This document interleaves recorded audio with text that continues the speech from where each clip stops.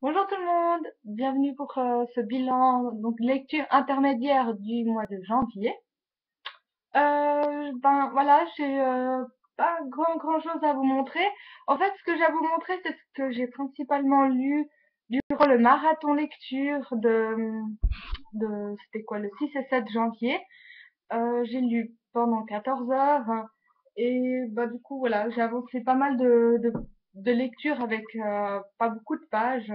Et maintenant, je me suis lancée dans un pavé de 700 pages, qui fait que ça fait un moment que j'y suis.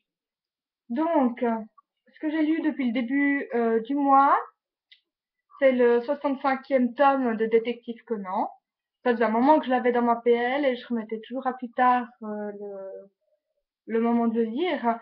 Bah ouais, j'ai toujours autant de plaisir à lire du Détective Conan. Ça me manque de plus pouvoir regarder les animes, parce qu'avant c'était facile. Maintenant, je pense que je pourrais trouver pour les regarder, mais bon, j'ai pas envie de passer une demi-heure à chercher. Donc tant pis, je me rabats sur les livres, puis bah, c'est tout aussi bien. Ouais, je crois que maintenant il y en a 69 de sorties, donc j'ai un petit peu de retard. Ensuite, j'ai lu une BD. Une fois, si vous voulez, j'étais allée dans un magasin de BD. Et puis, j'ai passé 1 heure à tout regarder, les résumés, le dessin, etc. Puis j'en avais choisi deux, dont celui-ci. Ouf, moi, ça fait grand, pardon pour chauffer. Ça c'est Le Bois des Vierges. Et puis, en fait, c'est un conflit entre les humains, les animaux de grande taille et les animaux de petite taille. Et je trouve qu'il y a énormément, en fait, de couleurs. Je sais pas si vous arrivez à voir. Voilà. Et moi, j'aime beaucoup. En plus, il y a des renards là-dedans, et puis c'est mes animaux préférés. Enfin, un de mes animaux préférés. Donc ouais, moi j'ai vraiment beaucoup aimé. Ça bouge pas mal. Les dessins sont magnifiques, les couleurs aussi. Donc moi, je vous le conseille sincèrement. C'était une très très bonne lecture.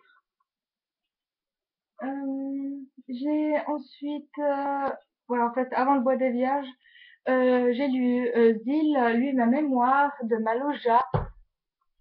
J'ai un petit blanc pour l'édition.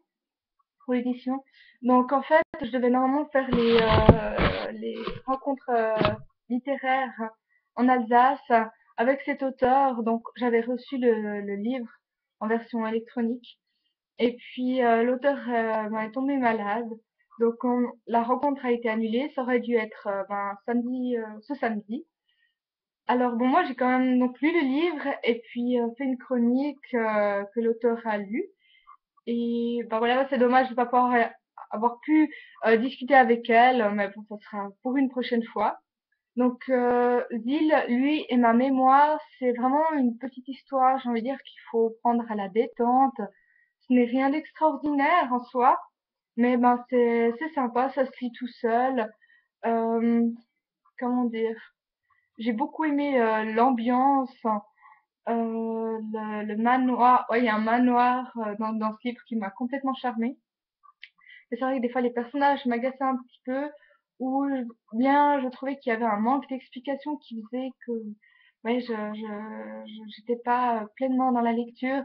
Et puis aussi c'était ma première lecture sur liseuse et en fait j'ai pas aimé lire sur liseuse. Voilà, bon, je pense que je le ferai encore quand j'aurai pas le choix ou bien ou quoi que ce soit, mais c'est vrai que je pense à limiter mes lectures sur ce format parce que j'ai pas l'impression de lire un livre et j'arrive pas à me concentrer. Ça me va pas du tout en fait. Mais bon. Ensuite, j'ai lu toujours pendant le marathon Pourquoi les gentils ne se feront plus avoir de JSK. Alors, en fait, ce livre, bah voilà, moi c'est bête, mais dès qu'il y a un petit peu de trop de gens qui parlent d'un livre, j'ai moins envie de le lire des fois. Et puis ouais, quand je voyais la couverture et puis le résumé, je me disais c'est vraiment c'est une bêtise. Et puis bah non, alors pas du tout. J'ai adoré. C'était à la fois drôle et touchant. C'était comme j'ai dit dans ma chronique. une façon légère d'aborder une thématique très sérieuse, délicate parfois. Moi, je vous le conseille vraiment. J'ai pas trop envie de vous dire de quoi il parle. Sachez seulement que, ouais, qu'on rit, qu'on est touché. Moi, j'ai passé un excellent moment. Donc, quelqu'un qui raconte, c'est une sorte de, j'ai plus envie de dire journal de bord.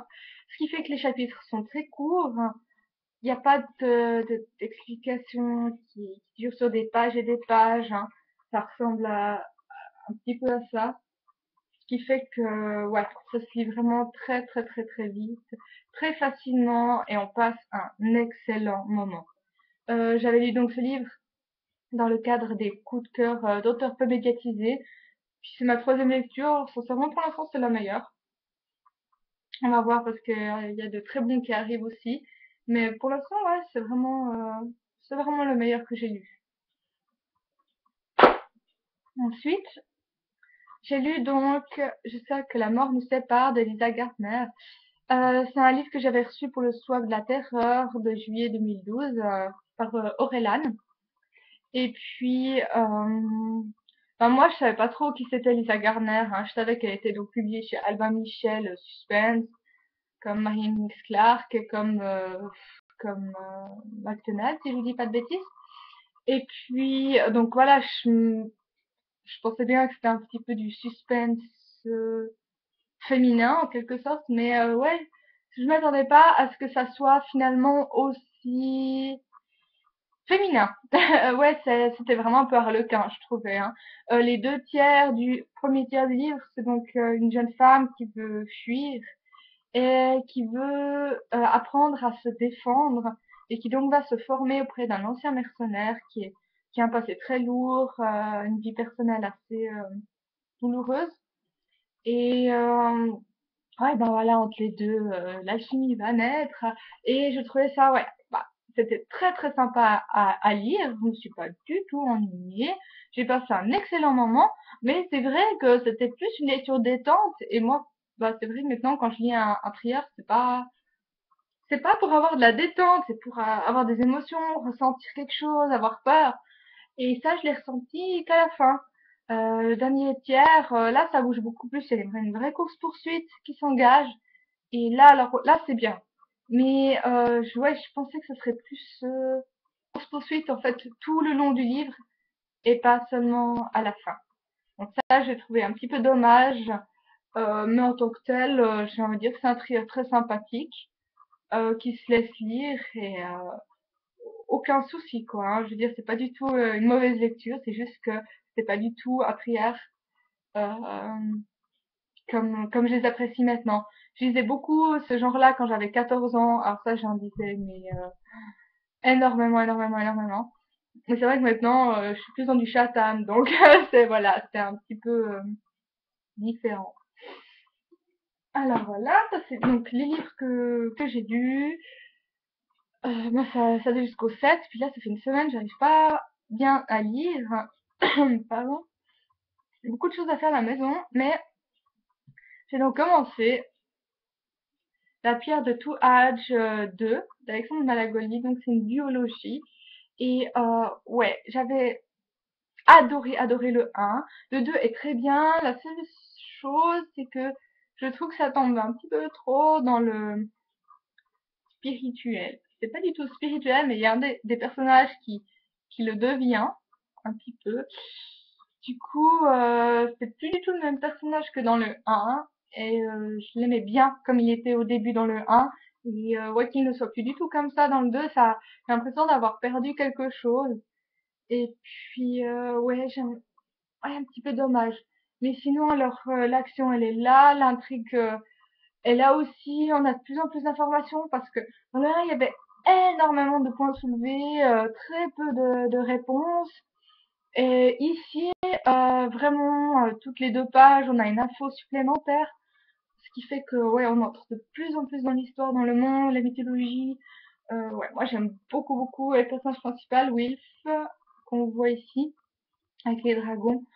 Ouais, devient quelqu'un à qui je m'attache de plus en plus, en fait. Alors qu'au début, je préférais son compagnon. Maintenant, alors, Wilf, devient vraiment très très attachant. Alors là, ça c'est donc, je fais la page combien là? 208, hein, c'est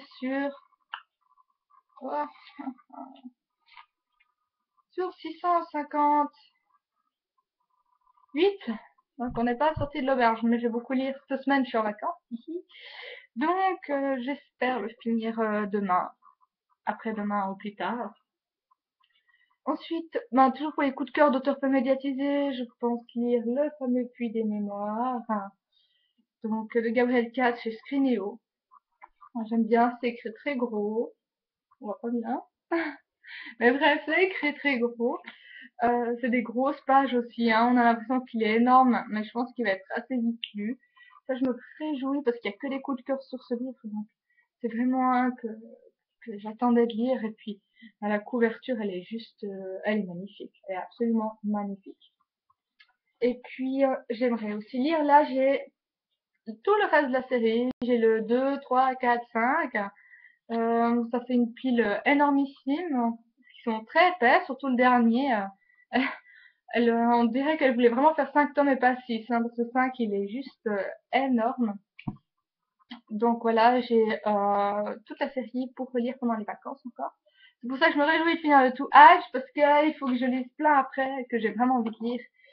Et alors voilà, donc ça va être des vacances lecture. Voilà, il y a pire hein, comme vacances.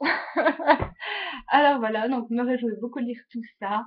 Et puis donc je vous retrouve à la fin du mois. En attendant, si vous n'avez pas encore regardé, j'avais fait une petite vidéo avec des coups de cœur 2012, un livre par mois, et puis j'ai aussi fait donc une chronique où j'ai mis les couvertures des livres avec les résumés, et si vous cliquez sur l'image, il y a le lien vers ma chronique, si vous voulez vous donner deux, trois petites idées de lecture. Alors voilà, donc moi je vais vous laisser là, et je vous souhaite donc une très très bonne semaine, et à tout bientôt. Bye bye!